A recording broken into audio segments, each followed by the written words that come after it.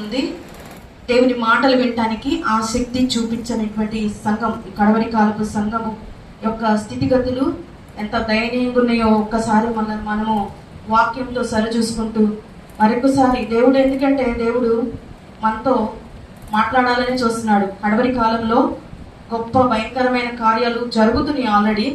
కనుక సంఘం మెళకుగా ఉండాలని, సమయమును పోలిక సద్వినియోగం చేసుకోవాలని, సంఘంగా కూడుకుంట మానక, మనం కొందరు మానుకున్నట్లు మానక ఆయన యొద్దకు రావాలనే సంఘాన్ని, మందిరాన్ని దేవుడు ఏర్పరిచాడు. లేకపోతే ఎవరిళ్లలో వాళ్ళు మనము ఇండిపెండెంట్గా మనము భక్తి జీవితాన్ని కొనసాగించవచ్చు. కానీ ఇది దేవుని ఆజ్ఞ. ఆ ఆజ్ఞ ఏంటనేది కొన్ని వాక్యాల ద్వారా మీతో చెప్పాలని నేను సిద్ధపరచుకున్నాను. దేవుడు దొరుకు కాలంలో మీరు ఆయన వెతకడి, ఆయన సమీపంగా ఉన్నప్పుడు వేడుకొనడి అనే మాట మనం అందరం విన్నాం. అందరికీ తెలుసు ఈ మాట. దేవుడు సమీపంగా ఉండగానే మనం ఆయన్ని వెతికి కనుగొనాలి, వేడుకోవాలి. వాస్తవానికి దేవుడు దొరుకు కాలమేనా ఇది? దేవుడు దొరుకు కాలం అయితే మరి ఆత్మలు లేరు అంటే దేవుని వెతికే మనసు సంఘానికి లేకుండా పోయింది. సమీపంగా ఉండే కాలం ఇది. దేవుడు సమీపంగా ఉన్నాడు అంటానికి రుజువేంటో తెలుసా? ఈ వాక్యమును మన మధ్య ఇంకా ఉంచటం, దేవుని మందిరపు తలుపులు ఇంకా తెరవడం, దేవుని వాక్యం ఇంకను ప్రచురింపబడటం, సేవకులు ఉండటం, ఇవే మనకి ఒక విలువైన రుజువులు అన్నమాట. దేవుని స్తోత్రం కనుక హల్లెలూయా. మరి ప్రస్తుత కాలంలో దేవుడు దొరుకుచున్నాడు కనుక మరి పరిశుద్ధ గ్రంథం దీన్ని పోల్చి కొన్ని సందర్భాలు మనం చెప్పుకుందాము. దేవుడు దొరుకు కాలంలో వెతికినట్లుగా మరి యేసయ్య మనిషి కుమారుడు ఉన్నప్పుడు ఎవరైనా అటువంటి ఒక సందర్భాన్ని మనం చెప్పుకోవడానికి మీకు గుర్తుంటే చెప్తారా? దేవుడు దొరుకు కాలంలో ఆయన వెతుకుడి, సమీపంగా ఉండగానే ఆయన వేడుకొనుడి అని పలకబడినటువంటి మాటను వారి జీవితాలు పొందుకున్న వాళ్ళు. యేసయ్య ఈ భూమి మీదకి వచ్చాడు కదా. యేసయ్య అంటే దేవుడు మనిషి కుమారుడిగా వచ్చి ఉండగా మరి అలాగా అందుకున్నటువంటి వాళ్ళు, ఆ గొప్ప రక్షణ పొందుకున్న వారు 2 ఉదాహరణలు చెప్పుకున్నట్లయితే మీకు నేనే చెప్తాను. గుడ్డి భర్తమై ఉన్నాడు, అవునండి. యేసయ్య మార్గాన్ని వెళ్తుంటే అతడు గుడ్డివాడే, కానీ ఏంటయ్యా జనసమూహం వెళ్తున్నట్లుందని ఇరుగు పొరుగు వారిని అడిగి కనుక్కుంటే యేసయ్య వెళ్తున్నాడంటే ఎంతో మంది వెళ్తూ ఉంటారు, రాజకీయ వేత్తలు వెళ్తూ ఉంటారు. మరి ఆ కాలంలో మరి పరిసయ్యులు, సద్దుకాయులు, మరి యాజకులు, ధర్మోపదేశకులు చాలా మంది ఉన్నారు. కానీ యేసయ్య ఎవరో ఆయన గుర్తించగలిగాడు కనుకనే వెంటనే ఆయన ఏం చేశాడు? నజరేయుడైన యేసయ్య, దావీదు కుమారుడా, నన్ను కరుణించమని కేకలు వేసి ఆయన నీకేం కావాలన్నప్పుడు నేను చూపు పొందగోరుచున్నానని మరి ఈ లోక సంబంధంగా ఆయనకున్న పరిస్థితిని దేవుని వద్ద అడిగి పొందుకున్నాడు. ఇంకొక వ్యక్తి ఎవరంటే సిలువలో ఉన్న దొంగ. ఆ చివరి నిమిషంలో దేవుని కనుగొన్నాడు, ఆయన సమీపంగానే ఉన్నాడు, పక్కనే ఉన్నాడు. మరి ఇంకొక దొంగ అయితే దూషిస్తున్నాడు, కానీ ఈయన దొంగతనాలు చేయని, హత్యలు చేస్తూ ఉండని, కానీ దేవుని గురించిన సువార్త అనేది ఆయన హృదయంలో ఒక భయం అనేది ఉంది, నేను చేసేది పాపం అని. అయితే సువార్త కూడా వినే ఉంటాడు. ఇప్పుడు సమీపంగా యేసయ్య తన ప్రక్కనే ఉన్నాడు. ఆయనని నిదానించి చూసినప్పుడు ఆయనలో ఉన్న సత్యమును కనుగొనగలిగి ఉన్నాడు. వెంటనే యేసు, నీ రాజ్యంలో నువ్వు నన్ను కూడా జ్ఞాపకం చేసుకొని మరి అలాగన వారు పొందుకున్నారు. దేవుని స్తోత్రం కనుక హల్లెలూయా. మరి మత్తయి సువార్త 4వ అధ్యాయం 17వ వచనం ఒకసారి తీసి ఉంచండి. మత్తయి సువార్త 4:15. మరి భూమి మీద యేసయ్య సంచరిస్తున్నప్పుడు మొట్టమొదటి సువార్త ఏం చెప్పాడు ఒక్కసారి మనం జ్ఞాపకం చేసుకున్నట్లయితే ఏం చెప్పాడండి? పరలోక రాజ్యం సమీపించి ఉన్నది కనుక మారు మనసు పొందుడి అని చెప్పుచు ప్రకటింప మొదలు పెట్టిన. దేవుని స్తోత్రం కనుక హల్లెలూయా. ఇప్పుడు సంఘానికి మారు మనసు కావాలి. మనం అనుకుంటున్నాము మారి మారు మనసు పొందాము, మనం దేవుని ఎరిగి ఉన్నాం, కానీ మరలా లోకంలోనికి మనం ఎక్కడెక్కడ పడిపోతున్నాము అని మనం అనగలగటానికి కారణం ఏంటంటే సంఘము పలచబడిపోవటమే, ఆసక్తి లేకపోవటమే. కనుక ఒక్కసారి మనము పరిశీలన చేసుకుందాం. ఈ కాలంలో దేవుడు దొరుకు కాలము ముగియబోతుంది కనుక మనము సరి చేసుకోవడానికి మనము తీసుకున్నటువంటి తీర్మానాన్ని దేవుని సన్నిధిలో కొందరు మానుకుంటున్నట్టు మనం మానుకొనక ఆయన సన్నిధిలో మనం ఆయన వాక్యాన్ని వింటూ ఆయన ఆజ్ఞని గైకొనాలని నేను మీతో నేను పంచుకుంటున్నాను. మారు మనసు ఎలా వస్తుంది, ఎలా పొందగలుగుతాం? మారు మనసు పొందమని యేసయ్య చెప్పాడు కదా. ఎలా మారు మనసు వస్తుంది? మనం చేసుకునే పని కాదు ఇది కదా. మనం ఎంత మారు మనసు పొందటానికి ఈ లోక క్రియలు ఎన్ని చేసినా మన హృదయము మారదు. దేవుడు అంటాడు కదా, మీ నీతి క్రియలు నా దృష్టికి మురికి చిప్పుగుడ్డలు అంటున్నాడు. కనుక అది ఈ పరిశుద్ధ గ్రంథము ద్వారానే, ఆయన మాట విని లోబట్టు ద్వారా, ఆయన ఆజ్ఞలు గైకొనట ద్వారానే మనకి మారు మనసు కలుగుతుంది. అందుకనే మనము దేవుని వద్దకి మనం రావాలి, మందిరానికి రావాలి. ఆయన చెప్పుచున్న వాక్యం యందు మనం వింటూ ఉండగా, దేవుడు అంటాడు కదా, వినుట వలన మనకు విశ్వాసం. ఆ క్రియ దేవుని వాక్యం మనలోకి వెళ్ళినప్పుడు ఆ వాక్యం మనలో పనిచేస్తూ ఉంటది. కానీ మనం దేవుని మందిరానికి రాకుండా ఆయన మాట వినడానికి మన చెవులు ఇవ్వకపోతే మన హృదయము ఖాళీగా ఉంటది. ఆ ఖాళీలో ఈ లోక సంబంధమైనవి నింపబడతాయి. దేవుని నుండి మనము దూరపరచబడతాము. మనం దూరం అయిపోతే ఏంటంటే సాతాను మనల్ని మింగడానికి, మన ఆత్మీయ జీవితాన్ని నశింపజేయడానికి మనమే అప్పగించుకున్న వాళ్ళం అవుతాం అన్నమాట. సరే, దేవుడు యేసుక్రీస్తు ఈ భూమి మీదకి వచ్చినప్పుడు ఉపమాన రీతిలో అనేకమైన సంగతులు మాట్లాడినాడు కదా. వారిలో బుద్ధి కలిగిన కన్యకలు, బుద్ధి లేని కన్యకలను గురించి చెప్పి ఉన్నాడు. ఈ రెండు అనుభవాలు ఎలా ఉందంటే సంఘంని దేవుడు హెచ్చరిస్తున్నట్టుగా ఉంది. సంఘమే, కానీ బుద్ధి కలిగిన కన్యకలు, బుద్ధి లేని కన్యకలు ఇద్దరు కలిసి పెండ్లి విందుకు వెళ్ళారు. కానీ బుద్ధి లేని కన్యకలు అనే అక్కడ విడదీయబడిన దానికి కారణం ఏంటంటే ఏదో కొదవైంది, ఏదో సిద్ధపాటు కొదవైంది. దేవుని ఎరిగిన ప్రజలే, సంఘమే. ఆ కొదవైంది ఏంటనేది మనం ఒకసారి వాక్యం ద్వారా మనము సరి చేసుకోవడానికి ప్రయత్నం చేద్దాం. సిద్ధపాటు అనే నూనెతో పోల్చుకుందాం. సిద్ధపాటు అంటే అక్కడ బుద్ధి లేని కన్యకలకి తగ్గింది ఏంటండి? నూనె తగ్గింది. ఆ నూనె, ఆ సిద్ధపాటు అనే ఆ నూనెని కొన్ని దేవుడు నాకు చూపించిన వాక్యాలని మీతో నేను రిఫరెన్స్ ద్వారా చెప్తాను. మొట్టమొదటిది ఏంటంటే దేవుని ప్రేమించడం అనేది. సంఘము దేవుణ్ణి ప్రేమించడం ఒకటి ఫస్ట్. రెండవది ఆయన మాటను అంగీకరించడం. ఏంటంటే ఇది ఆయన మాటను విన్నాము, అంగీకరించడం రెండవది. ఇంకోటి ఏంటంటే మూడవది, హృదయంలో పెట్టుకుని మన సంతతి వారికి దాన్ని చెప్పడం కాదు కానీ ఆజ్ఞాపించాలి. ఆజ్ఞ అంటే ఏంటంటే అది తప్పక మనము చెయ్యవలసింది. సరే, వాటిలో ఒకటి ఏంటంటే దేవుణ్ణి ప్రేమించడం. ఎవరు దేవుని ప్రేమించడం అంటే, దేవుడు ఎప్పుడు కూడా తన పిల్లలకు మొదట బోధించుకుంటాడు. బయట వాళ్ళకంటే అది తెలియదు గనక, వారికి వాక్యం తెలియదు గనక, దేవుడు తెలియదు గనక వారికి ఇవి చెప్పినా వెంటనే అర్థం కాదు. కానీ సంఘానికి ఆయన బోధిస్తున్నాడు. ఏమనంటే దేవుణ్ణి మొదట ప్రేమించమన్నాడు. యోహాను సువార్త 14వ అధ్యాయము 15వ వచనము 23వ వచనము చదువుకుందాం. ఇంకొకళ్ళు ద్వితీయోపదేశ కాండము 13వ అధ్యాయం తీసి ఉంచండి. ఒకళ్ళు 13వ అధ్యాయం ద్వితీయోపదేశ కాండం తీయండి. యోహాను సువార్త 14వ అధ్యాయము 15వ వచనం చదువుకుందాం. మీరు నన్ను ప్రేమించిన ఎడల నా ఆజ్ఞలను గైకొందురు. 23వ వచనం, ఒకడు నన్ను ప్రేమించిన ఎడల వాడు నా మాట గైకొనును. ఇక్కడ మొట్టమొదటి మనం ఏమనుకున్నామండి? దేవుణ్ణి ప్రేమించాలి, సంఘము దేవుని ప్రేమించాలి. ఇప్పుడు దేవుడు తన నోటి మాట వాక్యంలో రాయబడిన దాన్ని మనము ధ్యానం చేసుకుంటాం. ఏమంటున్నాడు? మీరు నన్ను ప్రేమించిన ఎడల, మీరు నిజంగా నన్ను ప్రేమిస్తే నా ఆజ్ఞలను గైకొంటారు. ఇక్కడ ప్రేమిస్తున్నారంటే ఆజ్ఞను పాటిస్తామని ఒకటి అర్థం. ఇంకొకటి, ఒకడు నన్ను ప్రేమించినట్ల వాడు నా మాట వింటాడు. ఇప్పుడు మనం చెప్పుకుంటుంది ఏంటంటే దేవుని మాట వినటం లేదు సంఘం, దేవుని యొద్దకి రావడం లేదు. కనుక దేవుడు మనకి చెప్పుచున్నది, మనల్ని సరిదిద్దాలని చెప్తున్నది ఏంటంటే, నీవు నా మాట విన్నట్లయితే నువ్వు నన్ను ప్రేమించేవాడు అని. నన్ను ప్రేమించేవాడు అయితే నువ్వు నా ఆజ్ఞలను గైకొంటావు. ద్వితీయోపదేశ కాండం 13వ అధ్యాయం 4వ వచనంలో కూడా, మీరు మీ దేవుడైన యెహోవాకు లోబడి ఆయనకే భయపడి ఆయన ఆజ్ఞలను అనుసరించి ఆయన మాట విని ఆయనను సేవించి ఆయనను హత్తుకొని ఉండుడి. ఇంకా ఏం చెప్తున్నాడంటే,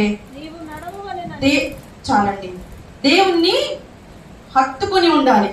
హత్తుకొని ఉండటం అంటే దేవుని తలుపులు దావీదు ఉన్నాడు హత్తుకొని.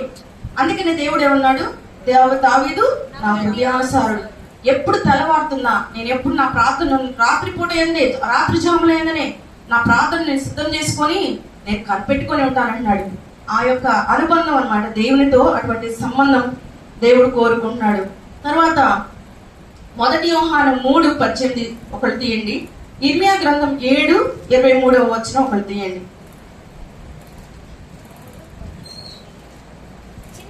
చిన్న పిల్లలారా, మాటతోను నాలుకతోను కాక క్రియలతో సత్యముతో ప్రేమింతము.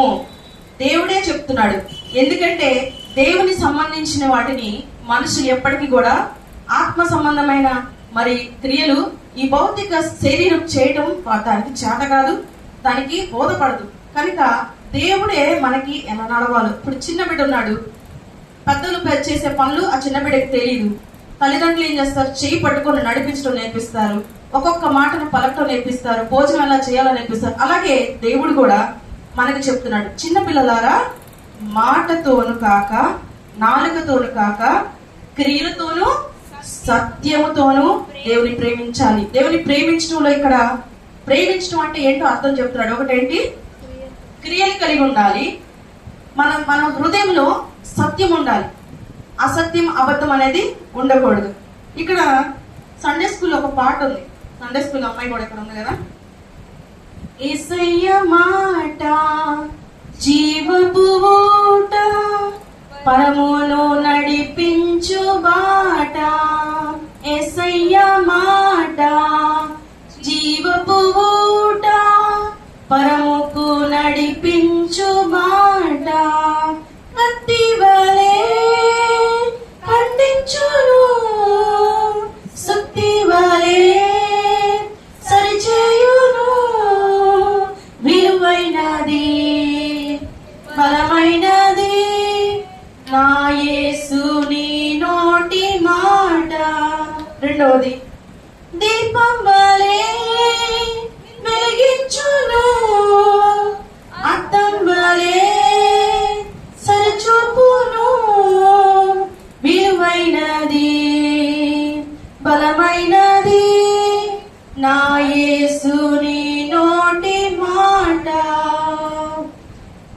తేనె వలే మధురము, నూనె వలే శ్రేష్టము. విలువైనది బలమైనది నా యేసుని నోటి మాట. దేవుని స్తోత్రం. హల్లెలూయా. అది దీపం వల్ల మనను వెలిగిస్తుంది, అద్దం వల్ల మనల్ని మన స్థితి ఏంటో సరి చూపిస్తుంది. తర్వాత తేనె వలె అది మధురమైనది, నూనె వలె శ్రేష్టమైనది. కత్తి వలె మనలో ఉన్న పాపమును ఖండిస్తుంది, శుద్ధి వలె ఎక్కడన్నా మనకి లోపాలు ఉంటే దాన్ని సరి చేస్తుంది. అది దేవుని నోటి మాట. మరి చిన్నపిల్లలు పాట పాడుకుందామంటానికి ఇక్కడ దేవుడు మనల్ని ఏమని పిలుస్తున్నాడు? చిన్నపిల్లలారా మాటలతోనూ నాలుకతోనూ కాక క్రియలతోనూ సత్యముతో నన్ను ప్రేమించుండి అంటున్నాడు. సరే, రెండవది, ఫస్ట్ ఏంటి? దేవుని ప్రేమించడం మనం అలవర్చుకోవాలి. ప్రేమిస్తే ఆయన యొద్దకు పరిగెట్టుకుంటూ వస్తాం. రెండవ నూనె ఏంటంటే అంగీకరించడం. అంటే దేవుడు ఏదో చెప్తున్నాడు, దాన్ని మనము ఒప్పుకోవాలి, అంగీకరించాలి. అంగీకరించకపోవటం అనేది కూడా మరి మనలో ఉందనే అంగీకరించండి అంటున్నాడు. 70 మంది శిష్యులు యేసయ్య ఉన్నప్పుడు దేవుని వెంబడించారు, అద్భుతాలు చేశారు, దయ్యాలు కూడా వెలగొట్టారు. కానీ వాళ్ళు ఏమయ్యారంటే వెనుదిరిగారని వాక్యము సెలవిస్తుంది. మనందరికీ తెలుసు కదండి.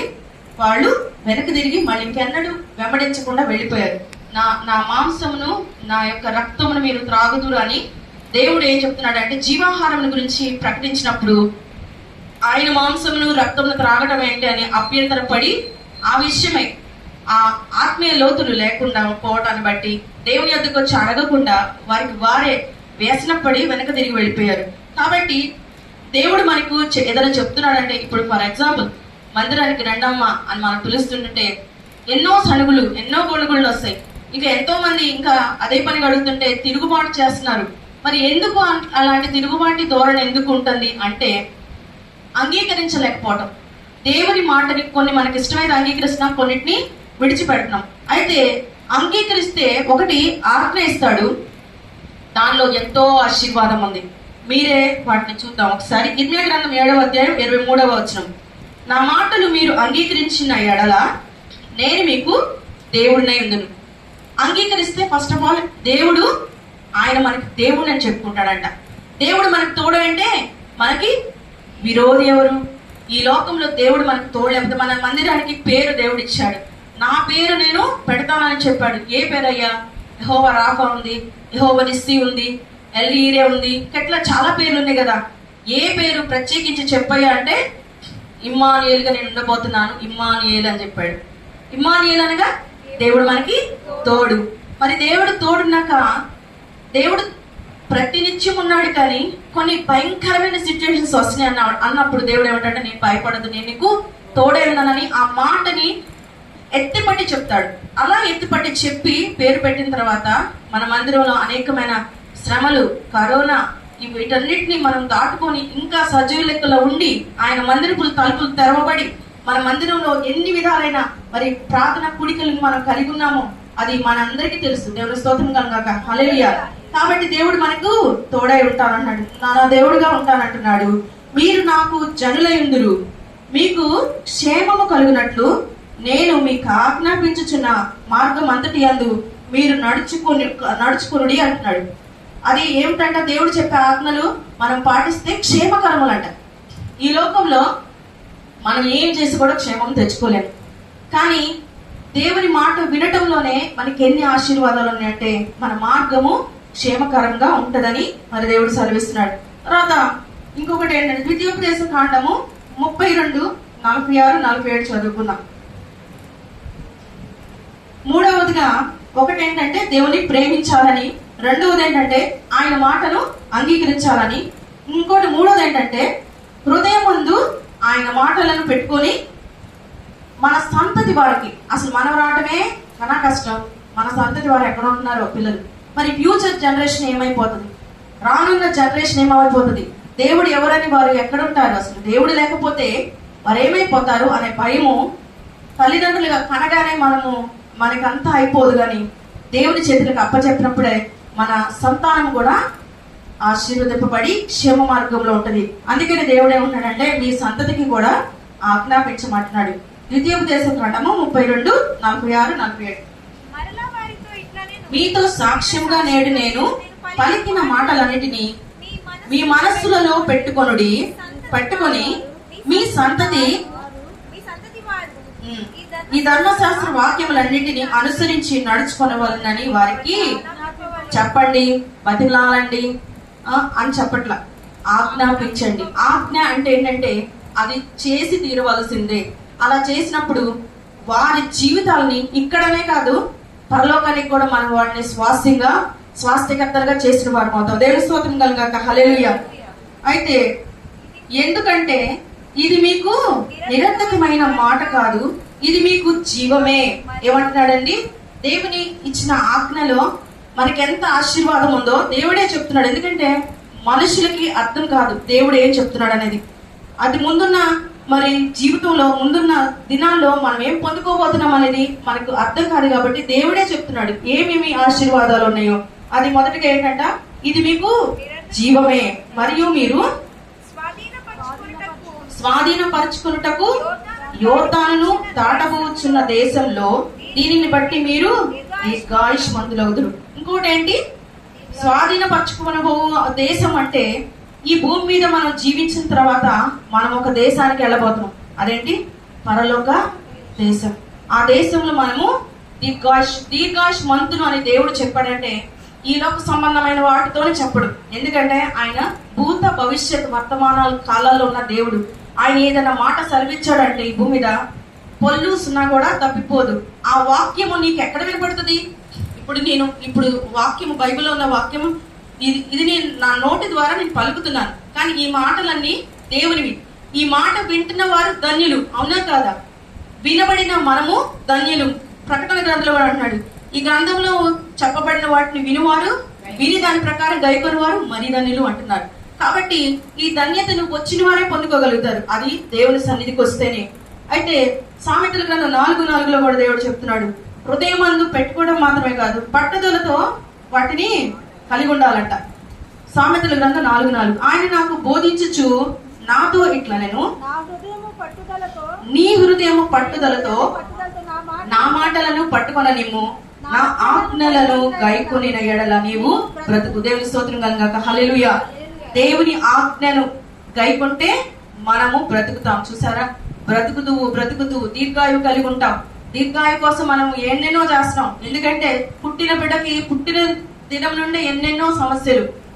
మా కంటి ముందు ఒక చిన్న బాబు ఉన్నాడు, వాడికి మరి డయాబెటీస్ అంట.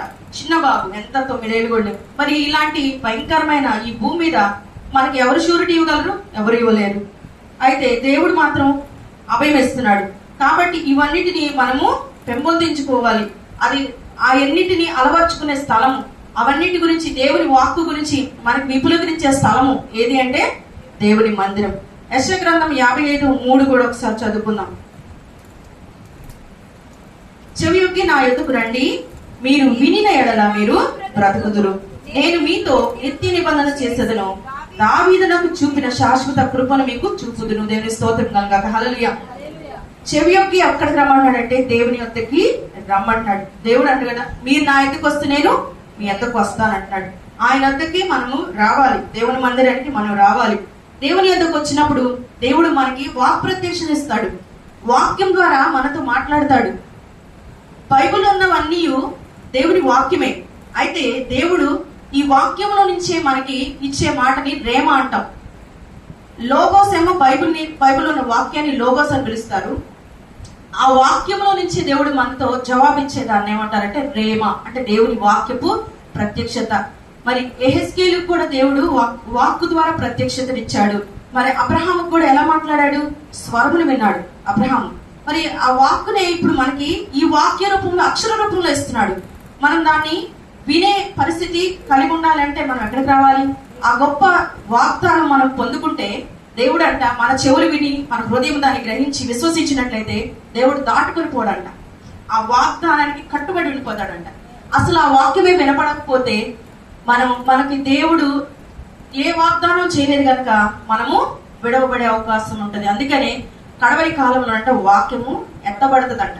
అప్పుడు వాక్యం కొరకు ఈ సముద్రం ఈ ధర నుంచి ఆ ధరికి ప్రయాణమై దేవుడు నాకేం చెప్తాడు? ఇప్పుడు ఇంత ఘోరమైన జరుగుతున్నాయి, అయ్యో ఏదో జరిగిపోతుంది భూమి మీద, ఎవరు మమ్మల్ని ఆదరిస్తారు, వీటి గురించి ఎవరు మాకు చెప్తారని అప్పుడు వెతకడానికి బయలుదేరతారంట. అప్పుడు వాక్యం ఉండదు, దేవుని ఆత్మ ఉండదు, సేవకులు ఉండరు, మందిరాలు ఉండవు. కనుక దేవుడు దొరుకు ఈ కాలము ఎంతో శ్రేష్టమైనది. ఆయన సమీపంగా ఉన్నప్పుడు మనం ఆయన ఎద్దుకు వచ్చి విన్నప్పుడు మనం ఏమవుతాము? ఆయన ఆజ్ఞలు, ఆయన మాట విన్నప్పుడు మనము బ్రతుకుతాం. దేవుని స్తోత్రం కలుగా. హల్లెలూయా. తర్వాత యెహెజ్కేలు 20:11-12 చదువుకుందాం.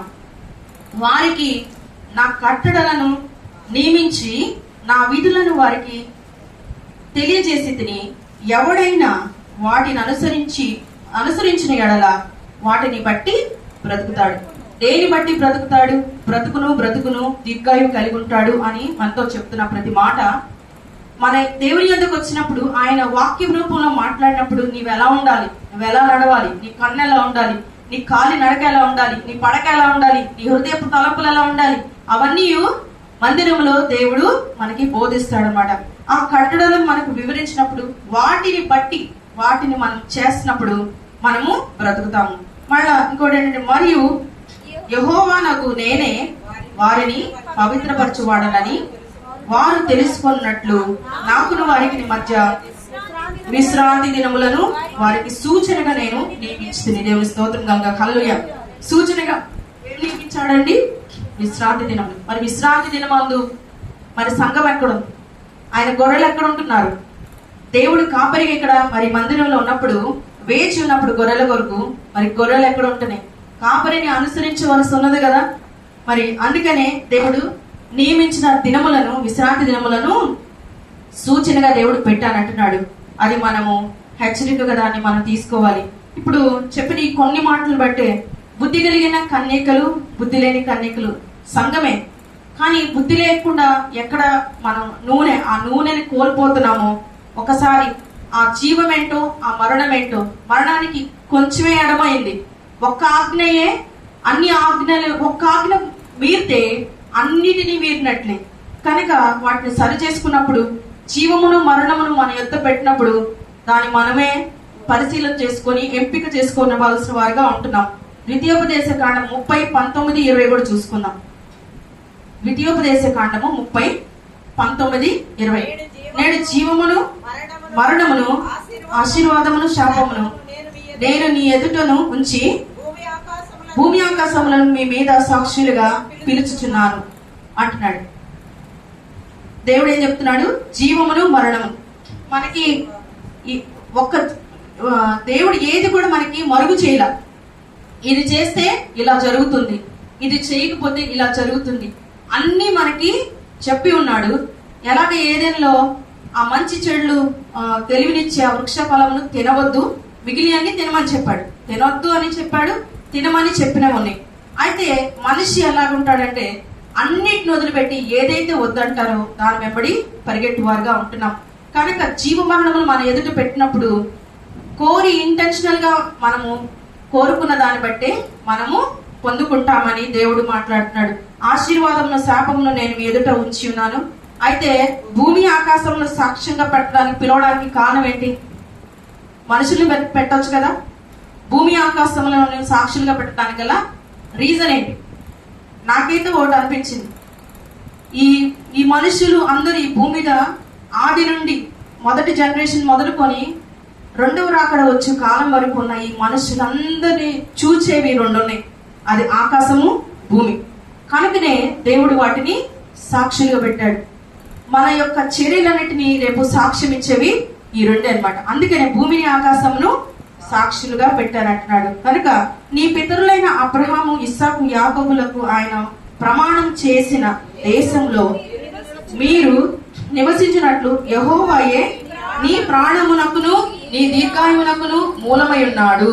కాబట్టి నీవును నీ సంతానమును బ్రతుకుచు నీ ప్రాణమునకును మూలమైన నీ దేవుడైన యెహోవాను ప్రేమించి ఆయన వాక్యమును విని ఆయనను హత్తుకొనున్నట్లు జీవమును కోరుకోండి అన్నాడు. ఏమన్నాడండి? దేవుడైన యెహోవాను ప్రేమించి, ఫస్ట్ ఆయన వాక్యమును విని, రెండవది ఆయనను హత్తుకొనున్నట్లు మనం ఏం చేయాలి? జీవమును కోరుకోవాలి. ఈ మూడు అంశాలు నేను పైన చెప్పాను. ప్రేమించాలి, ఆయన ఆజ్ఞకు లోబడటం, ఆయన హత్తుకొని ఉంటాం.